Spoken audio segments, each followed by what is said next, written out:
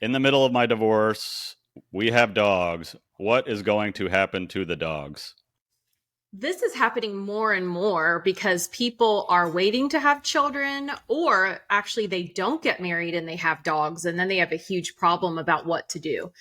So the first tip that I would give everybody is to not wait to bring up this issue. I happen to now be a pet custody specialist, which is a new designation that's out there. And so something that you absolutely have to do is bring this up to any professional that is helping you, that it is an issue that needs to be resolved. Over the years, I have had many situations where we are at the negotiating table. We are talking about final offers. We are about to wrap this case up. And then somebody says, oh, but wait, we haven't talked about the dog. And then at that point, things really deteriorate because everybody's, of course, dogs are awesome and they're emotionally attached to the dog. Don't see a ton of people fighting over cats, but it's possible. But if this is an issue that will come up between you, bring it up early and let's start addressing it. Make sure you tell people this is going to be something to talk about. What does that conversation look like? I come in there, they're my dogs. I want the dogs. No, I want the dogs. How do you resolve you? How It's does just somebody? like anything else. I mean, in a divorce, we always have people saying that about the home too. This is my house. I'm not leaving this house. This is my piece of property. I'm not leaving this piece of property. Same thing with children. And just like every issue out there that we have in a divorce or any sort of family law matter, we have steps to go through to resolve it. So through this training, some of the things I learned are about how you can treat different breeds.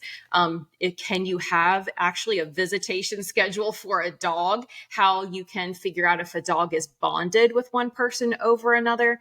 And so lots of different ways to really get to the facts of the situation and do what's best for the dog. And hopefully everybody can move forward peacefully. And the person who doesn't get the dog can maybe rescue another one. Is it a common thing? I've seen this with friends where when the kids go, the dog goes, and when the kids come back, the dogs come back. Do you see that a lot? You have any issues with that?